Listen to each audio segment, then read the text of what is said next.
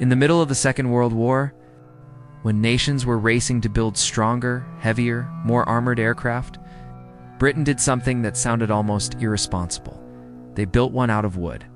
Not partially. Not as an experiment, but as a frontline combat aircraft. This was the de Havilland Mosquito, a plane so fast, so versatile, and so unexpectedly effective that the Germans struggled for years to understand how to stop it. At first glance, the idea seemed absurd. Aircraft were supposed to be made of metal. Metal meant strength, protection, modernity. Wood belonged to an earlier era of aviation. It's fragile and outdated. But the Mosquito ignored that logic completely. It had no heavy defensive guns, no thick armor, no gun turrets to protect it from fighters. Its defense was something far more radical: speed. The Mosquito was so fast that most German fighters could not catch it. And because it was made largely from wood, it reflected less radar signal, making it harder to detect at night. It was light, quiet compared to heavy bombers, and capable of flying long distances at high speed with remarkable precision. And it did not just serve one role. The Mosquito became a bomber, a reconnaissance platform, a night fighter, a pathfinder for bombing raids, and even a courier aircraft transporting critical personnel and documents across Europe. It could carry bombs into the heart of Berlin in daylight and escape before German defenses could react. This was not supposed to work, yet it worked so well that the Luftwaffe issued repeated instructions specifically on how to deal with the Mosquito, often admitting that conventional tactics were ineffective.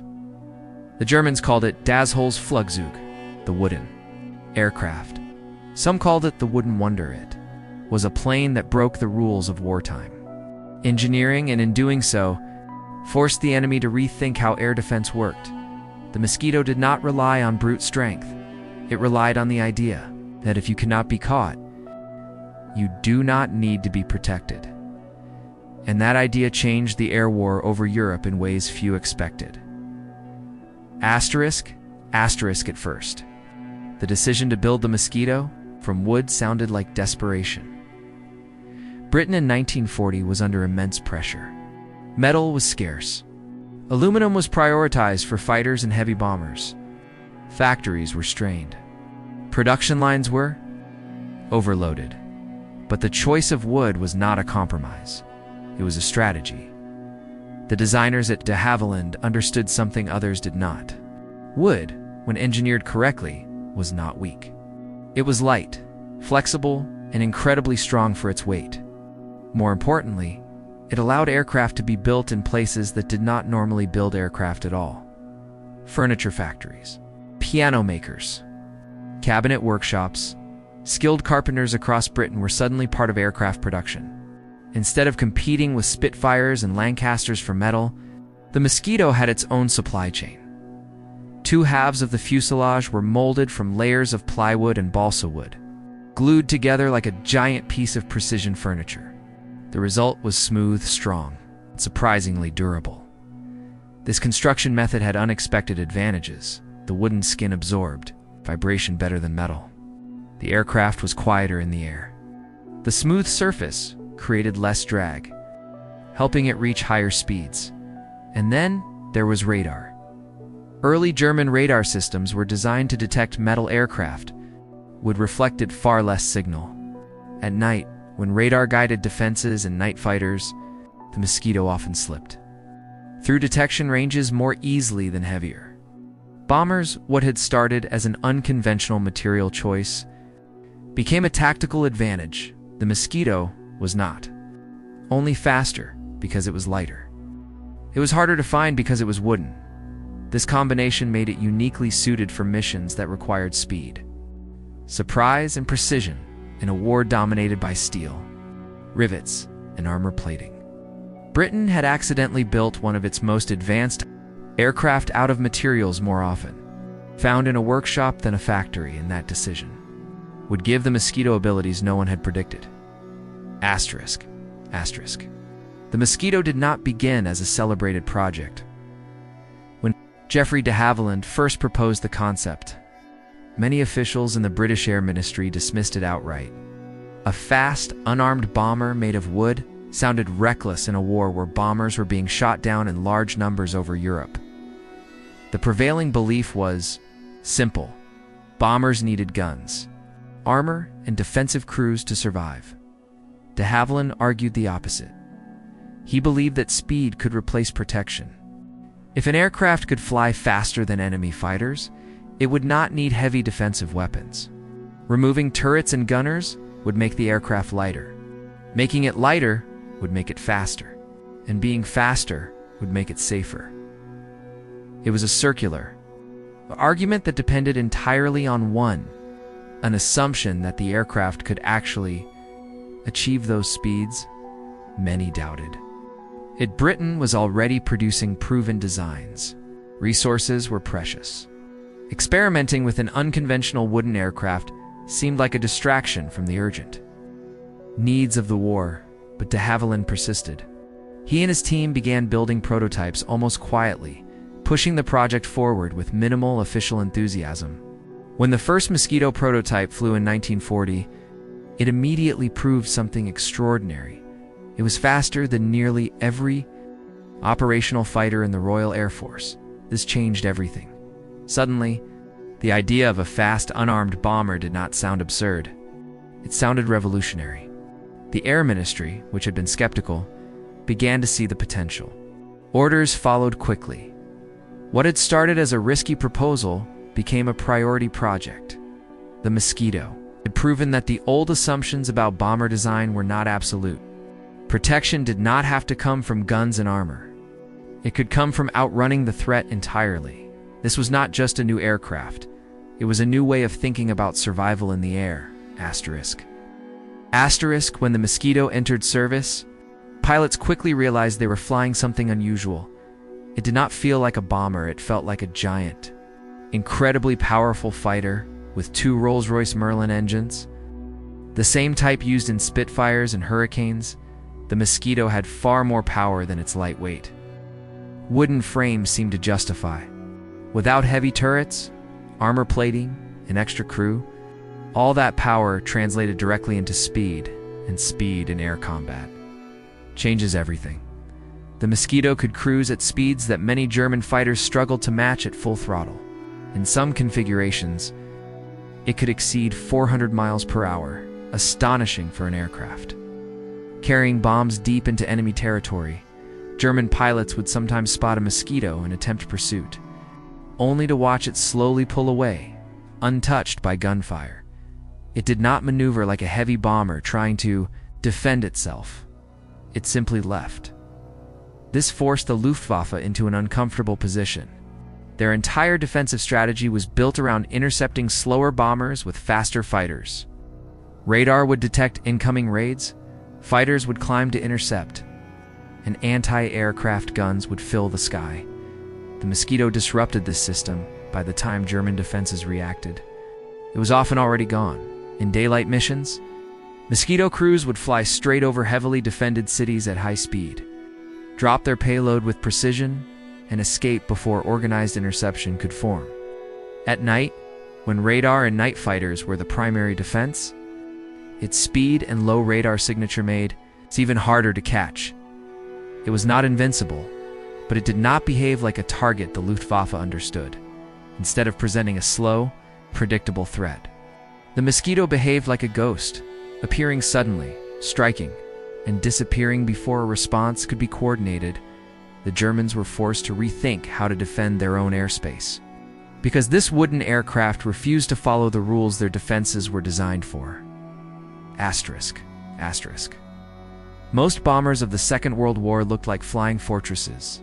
They carried multiple gun turrets, gunners positioned in nose, tail, and belly compartments, and thick armor designed to protect crews from incoming fire. Their survival depended on defending themselves while flying in large formations. The Mosquito rejected this entire philosophy. It carried no defensive guns at all. There was no tail gunner watching for fighters, no dorsal turret scanning the sky. Just 2 crew members, a pilot and a navigator, sitting inside a sleek wooden fuselage with Nothing between them and enemy fighters except speed. This was a radical gamble. Traditional bombers were slow and vulnerable. The Mosquito was built on the assumption that if it moved fast enough, it would never need to fight in the first place. And remarkably, this proved true. Without heavy defensive equipment, the Mosquito could carry bombs farther and faster than many aircraft twice its size. Its streamlined shape cut through the air with minimal resistance. The absence of gun turrets reduced drag and weight, allowing it to outrun threats rather than confront them. This changed how bombing missions could be planned. Mosquito. Crews did not need large escort formations. They could operate in small numbers, often flying alone or in pairs. They did not rely on protection from fighters because they were often faster than the fighters themselves. Their missions became surgical. Asterisk. They could strike specific buildings, rail yards, factories, and headquarters with precision, then leave before anti-aircraft guns and interceptors could. Organize a response? The Luftwaffe struggled with this new kind of bomber. Their defenses were built for aircraft that lingered in the sky, not ones that appeared briefly and vanished. The Mosquito proved that survival in the air did not have to come from fighting back. Sometimes, it came from refusing to be caught at all. By 1943, the Mosquito had earned a reputation that few other aircraft possessed. It could fly where others could not. One of the most remarkable demonstrations of this ability came when Mosquito crews began flying daylight. Missions directly over Berlin, the most heavily defended city in Europe. Berlin was surrounded by anti-aircraft batteries, radar stations, and fighter bases ready to intercept incoming bombers. Large bombing raids required hundreds of aircraft and heavy escort. Just to survive the approach, the Mosquito needed none of that. Flying at high speed and medium altitude, often in broad daylight, small groups of Mosquitoes would enter German airspace alone. They would pass over defenses before alarms could fully mobilize. By the time anti-aircraft crews reacted, the aircraft were already overhead. These missions were not symbolic. They were precise. Mosquito crews targeted specific government buildings, railway hubs, Gestapo headquarters, and communication centers. Their speed allowed them to arrive unexpectedly, release their bombs with accuracy, and exit before German fighters could organize an effective chase. On several occasions, Mosquitoes even timed their flights to coincide with important Nazi meetings, forcing officials to rush into shelters as bombs fell nearby. This had a psychological effect far beyond the physical damage. The idea that a small, wooden aircraft could penetrate Berlin's defenses in daylight was deeply unsettling to German command. It suggested that their air defenses were not as secure as they believed. Fighter pilots scrambled, but often too late. Reports described Mosquitoes appearing suddenly over the city, striking and disappearing into the distance before interception was possible. These missions demonstrated something extraordinary. The Mosquito was not just surviving enemy defenses, it was embarrassing them. While heavy bombers struggled through darkness, cloud, and enemy fire on night raids, the Mosquito took on a new and critical role. It became a pathfinder. Night bombing was notoriously inaccurate. Crews flying in darkness often missed targets by miles. Entire raids could waste thousands of bombs on empty fields simply because no one could see clearly enough to guide the attack. The Mosquito changed this, equipped with advanced navigation equipment and flown by highly skilled crews. Mosquitoes would arrive at the target area ahead of the main bomber force. Their job was to mark the exact location with flares and target indicators that burned brightly. In the night sky, these glowing markers became the aiming point for hundreds of bombers following behind because the Mosquito was fast and harder to detect on radar. It could reach the target before German night fighters and anti-aircraft defenses were fully alert. It slipped into enemy airspace, dropped its markers with precision, and often escaped before the main bombing force even arrived. This transformed the effectiveness of night raids. Instead of guessing where to drop bombs, Bomber crews could aim at clearly visible markers placed by the Mosquito teams. Accuracy improved dramatically. Targets that had been difficult to hit in darkness suddenly became reachable. The Mosquito did not carry the largest bomb load, but it determined where thousands of bombs would fall. Its role was quiet but decisive. Without it, many night bombing missions would have remained inefficient and unpredictable. With it, the darkness itself became a tool that the Allies could navigate with confidence. Asterisk. The Mosquito was not only a bomber and pathfinder, it also became one of the most effective night fighters of the war. German bombers frequently attacked British cities under cover of darkness, relying on the difficulty of night interception to reach their targets. Early in the war, defending against these raids was chaotic. Pilots struggled to find enemy aircraft in the dark, and many bombers slipped through simply because they could not be located in time. The Mosquito changed this balance. Fitted with airborne radar and heavy forward-firing cannons, the Mosquito night fighter hunted in a way few aircraft could. Its speed allowed it to patrol large areas quickly. Its wooden structure reduced radar interference inside the aircraft, making its onboard radar clearer and more effective. A typical crew consisted of a pilot and a radar operator. The radar operator scanned the darkness for faint signals, guiding the pilot toward unseen targets. Once close enough, the Mosquito would close the distance silently, often approaching from below or behind where it was hardest to detect. Then, in a sudden burst of cannon fire, the German bomber would be destroyed before its crew even realized they were being hunted. The Mosquito's speed again played a decisive role. After an interception, it could immediately reposition to search for another target. Covering large distances in a single patrol, German bomber crews began reporting an invisible threat in the night sky. They knew Mosquitoes were out there, but rarely saw them until it was too late. This turned the darkness from a shield into a danger. The same aircraft that struck German cities with bombs was now defending British skies by eliminating enemy bombers in silence. Using technology and speed rather than brute force, the Mosquito had become a predator of the night. Asterisk. One of the Mosquito's most valuable roles involved carrying no weapons at all. Instead of bombs or cannons, these versions carried cameras. High-resolution photographic equipment filled the bomb bay, turning the aircraft into one of the most effective reconnaissance platforms of the war. Its mission was simple in theory, and incredibly dangerous in practice. Fly deep into enemy territory. Photograph everything of importance, and return with images that would shape Allied strategy. Factories, rail yards, submarine pens, missile sites. Airfields, the Mosquito flew alone, often in daylight, at speeds that made interception nearly impossible. There was no formation to protect it, no escort fighters flying alongside. The aircraft relied entirely on its speed and altitude to survive. German radar stations would detect a fast-moving aircraft crossing into their airspace. Fighters were scrambled.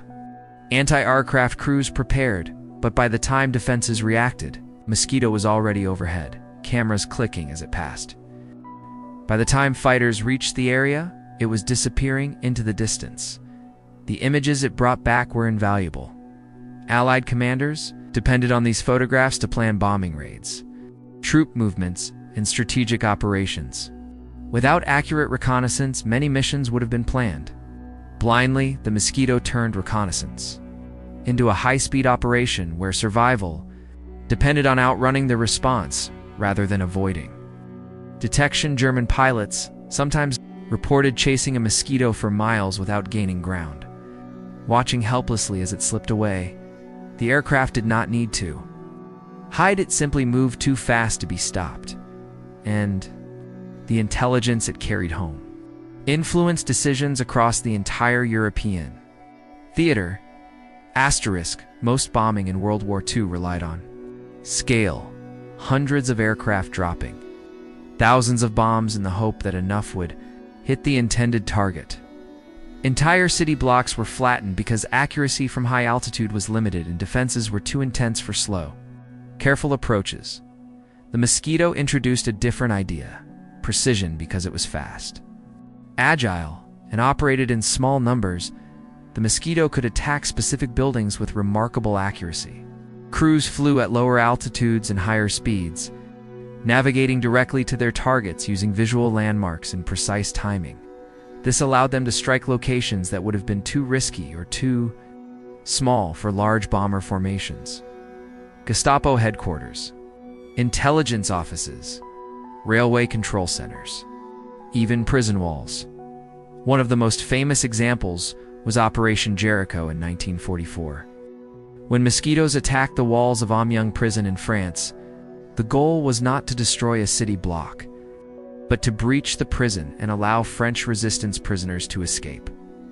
The aircraft flew low, fast and directly at the walls, dropping bombs with extraordinary precision. Sections of the prison were destroyed while nearby. Buildings remained largely intact. This was something heavy bombers could not achieve. The Mosquito was not designed to overwhelm targets with mass destruction. It was designed to hit exactly what needed to be hit and leave before defenses could react. This capability gave Allied planners a new tool.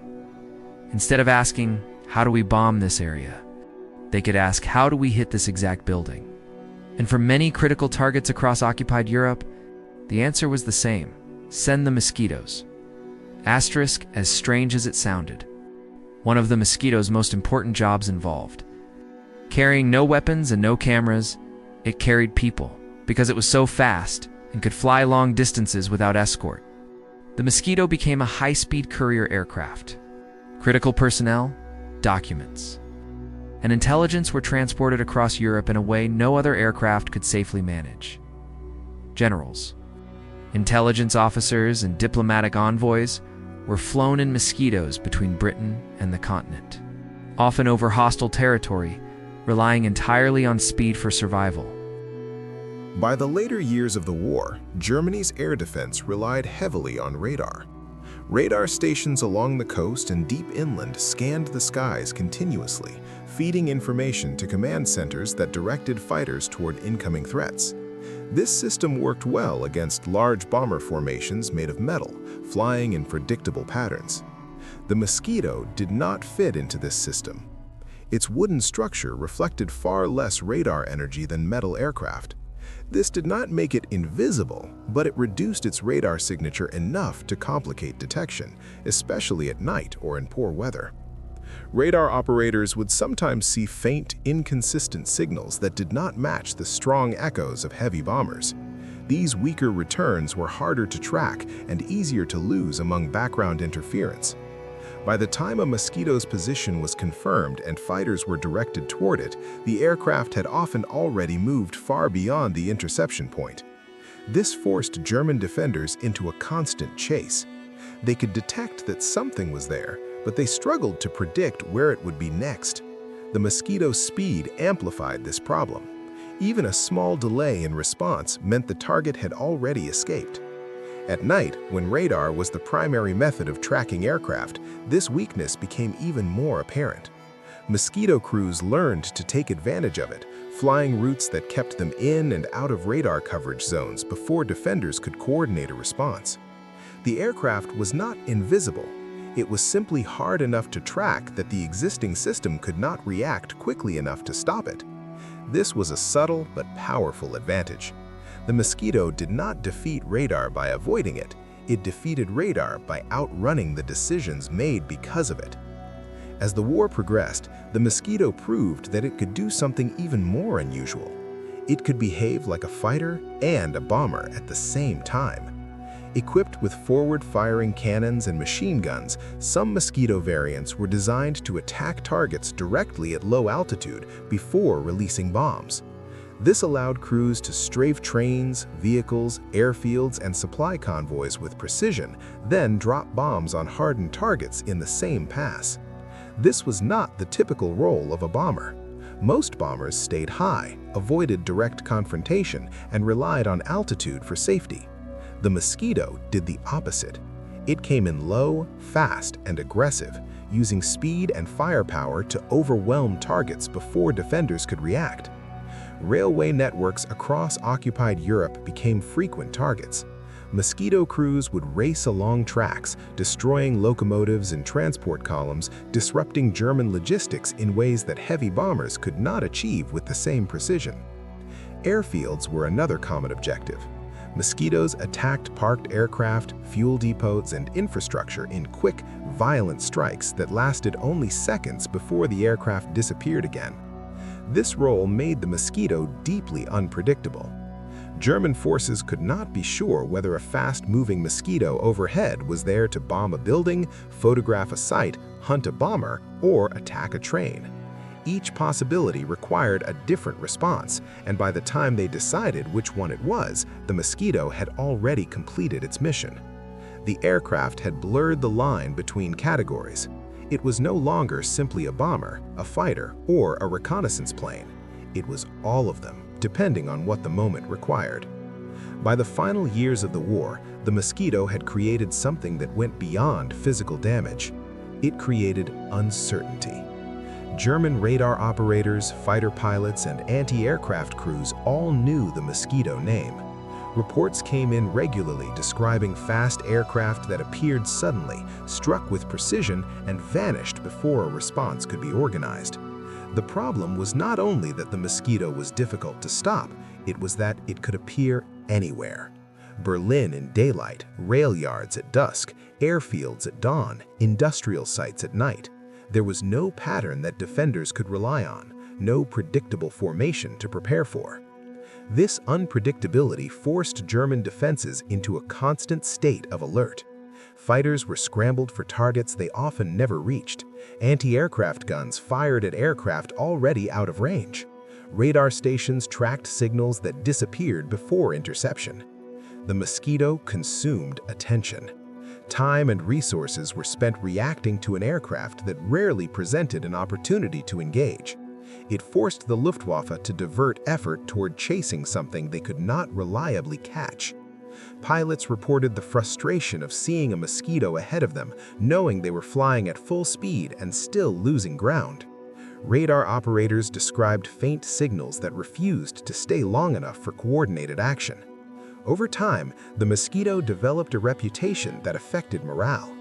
It became a symbol of Allied reach, proof that no place in Germany was truly safe from sudden attack, even without large bomber formations. The aircraft did not just strike targets. It reminded defenders that their systems had limits they could not easily fix. Eventually, the Luftwaffe began assigning some of its best aircraft specifically to deal with the Mosquito. High-performance fighters like the Focke-Wulf FW-190 and later variants of the Messerschmitt Bf-109 were sent on interception missions with one goal: catch the wooden aircraft that kept slipping through German airspace. On paper, these fighters were fast enough. Skilled pilots flew them. Radar stations provided early warnings. Everything seemed prepared for a successful interception. In practice, it rarely worked as planned. The Mosquito's advantage was not just its top speed, it was how it used that speed. Crews flew at altitudes and routes that forced interceptors into inefficient climbs. They altered speed constantly, never presenting a steady target for pursuit. German pilots sometimes reported seeing a Mosquito below them, diving to intercept, only to watch it accelerate away at a pace they could not match without risking engine failure. Others chased for miles, slowly losing ground until the target disappeared into cloud cover or the horizon. This was deeply frustrating for experienced fighter pilots who were used to dominating the sky. They were not being outmaneuvered, they were being outrun. And because the Mosquito often flew alone or in pairs, there was no formation to disrupt, no defensive gunners to exploit, no predictable behavior to counter. It behaved more like a fast reconnaissance aircraft than a bomber, and more like a bomber than a fighter. It existed in a category that German tactics had not been designed to handle. Even when the Luftwaffe committed its best pilots and machines to the task, the Mosquito often escaped simply by refusing to engage in the kind of fight the Germans expected. In 1944, a new threat appeared over Britain. German V-1 flying bombs and later V-2 rockets began striking London and other cities launched from hidden sites across occupied Europe. These weapons were difficult to track and even harder to stop once launched. Finding the launch sites became a priority. The Mosquito was sent to do exactly that. Configured as a high-speed reconnaissance aircraft, Mosquitoes flew deep over northern France and Belgium, photographing forests, fields, and hidden clearings where V-1 ramps and V-2 facilities were concealed. These sites were often camouflaged carefully, designed to blend into the landscape and avoid detection from the air. The Mosquito's speed allowed it to cover large areas quickly while minimizing exposure to interception. Crews flew repeated missions, building detailed photographic maps that revealed patterns invisible to ground observers. Once a site was identified, Mosquitoes often returned in another role, as bombers. They would strike the exact locations they had photographed days earlier, destroying launch ramps, storage depots, and support infrastructure with precision. This cycle of reconnaissance followed by attack became one of the most effective ways to disrupt the V-weapon program. German defenders struggled to protect these sites. The Mosquito arrived quickly, often without warning, and left before fighters could respond. Anti-aircraft guns rarely had time to track such a fast target accurately. The same aircraft that photographed the hidden threat became the one that eliminated it. In this role, the Mosquito was not just part of the air war, it was part of the defense of Britain itself, hunting down the sources of a new kind of weapon before they could do more damage. The Mosquito's speed and range made it valuable not only over land, but over water. German U-boats and shipping routes in the North Sea and along the Atlantic coast were constant threats to Allied supply lines. Detecting and attacking these targets required aircraft that could travel far from base, search large areas quickly, and respond before enemy vessels could escape. The Mosquito adapted to this role with surprising effectiveness. Equipped with radar and sometimes rockets or bombs, Mosquitoes patrolled coastal waters hunting submarines traveling on the surface and fast attack boats moving between ports. Their speed allowed them to cover vast stretches of ocean in a single sortie, far faster than heavier patrol aircraft. When radar detected a target, the Mosquito could dive in rapidly, attacking before the submarine had time to submerge or the boat could reach defensive cover. This was particularly important at night and in poor weather, when visibility was limited and slower aircraft struggled to locate targets. The Mosquito's radar, combined with its speed, made it one of the few aircraft capable of turning a radar contact into an immediate attack. German crews at sea began to fear sudden appearances from low clouds or darkness, the sound of fast engines approaching before they could react. This maritime role demonstrated again how adaptable the Mosquito was. It was not confined to bombing cities or photographing land targets. It could patrol open water, hunt moving threats, and disappear just as quickly as it arrived. Whether over forests, cities, or sea, the Mosquito's defining feature remained the same. It could reach places faster than the enemy could prepare to defend them. By the later stages of the war, the presence of the Mosquito began influencing planning at a higher level. Commanders no longer asked only what targets needed to be hit. They began asking whether a Mosquito could do it instead of a full bomber formation. This changed the scale of certain operations. If a target was small, precise, or heavily defended, sending hundreds of bombers no longer seemed necessary. A handful of Mosquitoes could often achieve the same result with less risk and far less preparation. This flexibility gave planners new options. Need photographs of a site deep in enemy territory? Send Mosquitoes. Need to strike a single headquarters building in a city center? Send Mosquitoes. Need to mark a target for a night raid? Send Mosquitoes. Need to disrupt rail traffic quickly? Send Mosquitoes. The aircraft's reliability and speed made it a problem solver. It allowed operations that would have been too dangerous, too complex, or too costly for other aircraft. Missions that once required massive coordination could now be handled by small crews flying fast, precise routes. This did not replace heavy bombers or fighters, but it added a new category to the planning process, a fast, adaptable option that could be deployed quickly and with minimal support. The Mosquito did not just perform missions, it changed which missions were considered possible in the first place.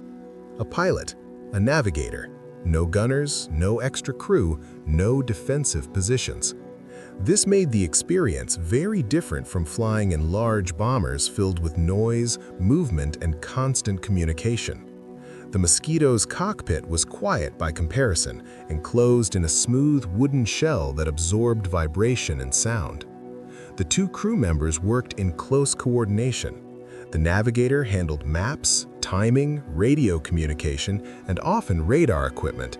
The pilot focused on flying at high speed through hostile airspace with precision that left little room for error.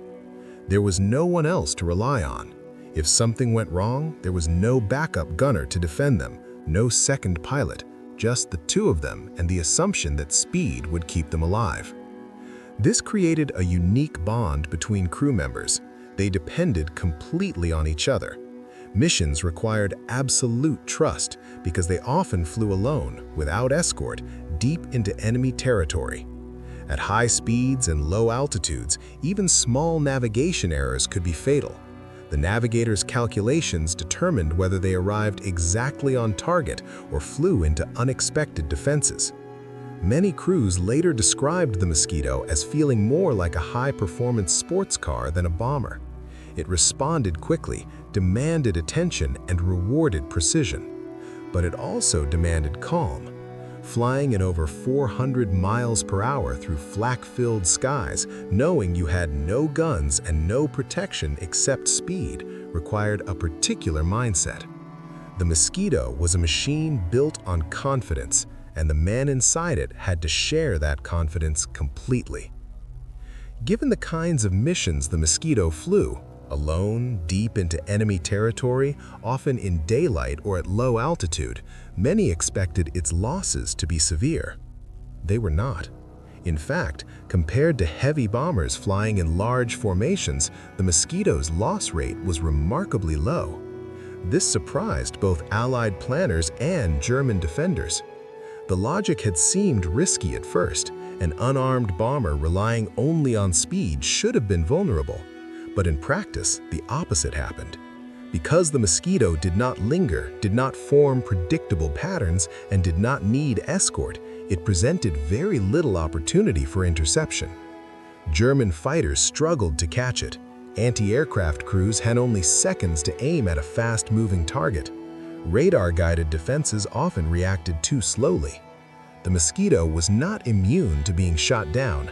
Crews were lost. Missions went wrong. But statistically, it proved safer than many aircraft that appeared far more heavily protected. This result validated the original idea behind the design. Protection did not always have to come from armor and guns. Sometimes being difficult to engage at all was the best form of defense.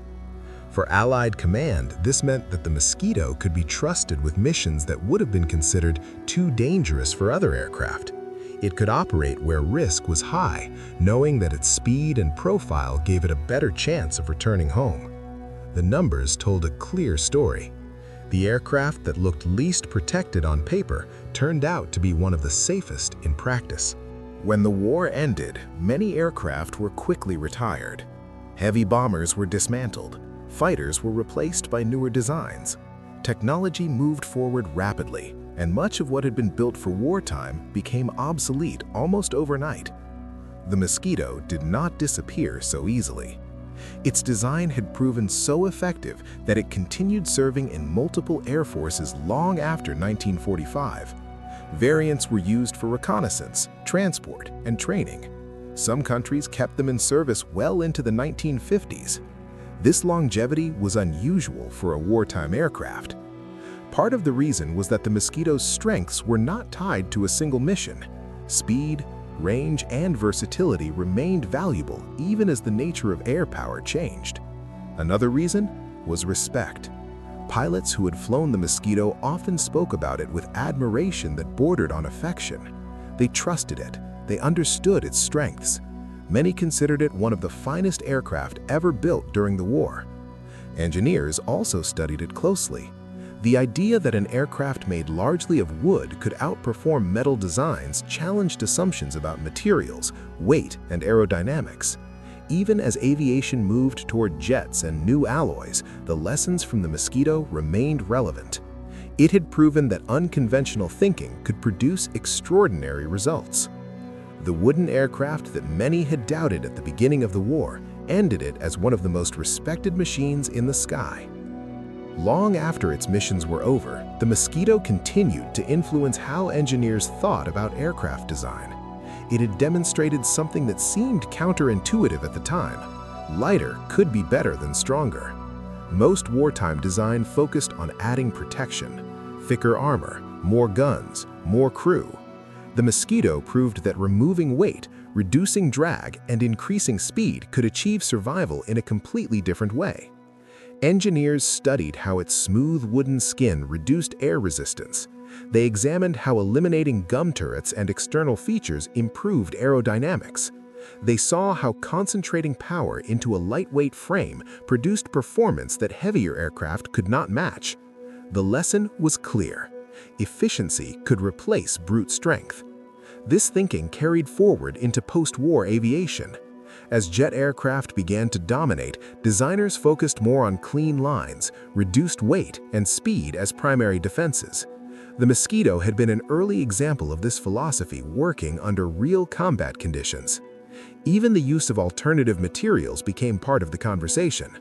While wood did not remain a common aircraft material, the idea that strength-to-weight ratio mattered more than tradition became widely accepted. The Mosquito had not just been a successful aircraft, it had been a proof of concept for a different way of solving problems in the air. When historians later tried to describe the Mosquito, they ran into a problem. It did not fit neatly into any single category. It was not just a bomber. It was not just a fighter. It was not just a reconnaissance plane. It was all of them. Depending on the version and the mission, the Mosquito could appear in completely different roles across the same week. One crew might be marking targets for a night raid. Another might be photographing enemy factories. A third could be hunting bombers over Britain. A fourth might be striking a railway line in France.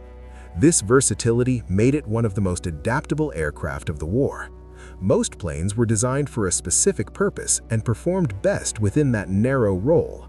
The Mosquito was designed around performance first, speed, range, and efficiency, and then adapted to whatever task those qualities made possible. This is what made it difficult for the enemy to predict.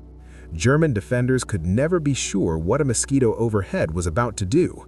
Was it observing, attacking, marking a target, hunting aircraft? By the time they realized, the moment had passed. The Mosquito did not just perform many roles, it blurred the boundaries between them. In a war defined by steel, armor, and overwhelming firepower, one of the most effective aircraft was built from wood and relied on something far simpler: speed. The de Havilland Mosquito proved that survival in the air did not have to come from fighting back. It could come from refusing to be caught. It showed that precision could replace scale, that versatility could replace specialization, and that unconventional thinking could outperform established doctrine. It bombed Berlin in daylight. It hunted enemy bombers in darkness. It photographed secret installations deep inside enemy territory. It marked targets for massive raids. It carried people, documents, and critical intelligence across hostile skies. It attacked trains, airfields, submarines, and missile sites. And it did all of this with 2 crew members inside a wooden shell flying faster than the system designed to stop them. The Mosquito did not dominate the war through numbers. It changed what was possible. It forced the Luftwaffe to react to something it did not fully understand. It gave Allied planners new options for missions that had once seemed too risky. It demonstrated that innovation could be as powerful as firepower. By the end of the war, the aircraft that many had doubted had become one of the most respected machines in the sky, not because it was the strongest, but because it was the smartest.